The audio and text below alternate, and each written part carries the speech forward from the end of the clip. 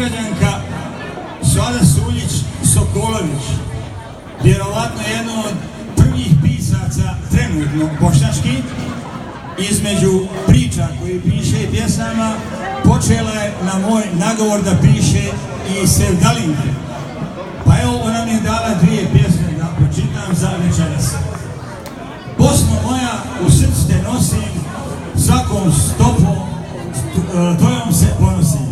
Nigdje nema kao tu meraka, to ne može imati zemlja svaka.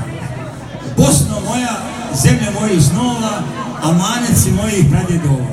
Tvoje sunce najtoplije rudi, da ti dođem, moje srce žudi.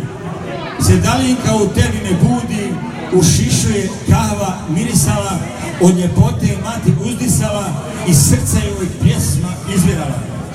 Koliko ima boba na Đerdanu, toliko te puta spomenem u danu. Ko što curu kite biser i međani, mene kite u te provedeni dan. Bosno moja, moje veliko blago, spomenuti srce mi drago. Pjesama si dala moć, ja ću tebi brzo doći.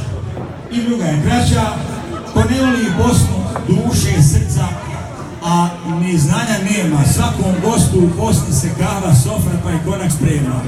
U akšame fenjeri se pale, pričaju se visevi šale, more šerbe, jeli kahu piti, Bosna će te srcem ugostiti. Tu ćeš čuti toplije priče, samo svrati, dobro nam se piše. Nigdje nema tako toplog kraja, Bosna će ti dati od svog zalogaja, kad si bolan, tuga, kad te znječi.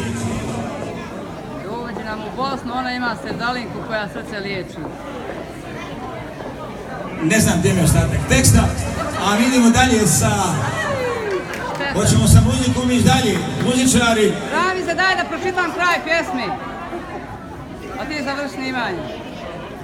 Znam napamet, gotovo. Hoćeš? Unive ti. Da završimo pjesmu.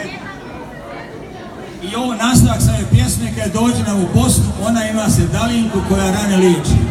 Nigdje nema tako toplog kraja, zagrlite srcem naša raja.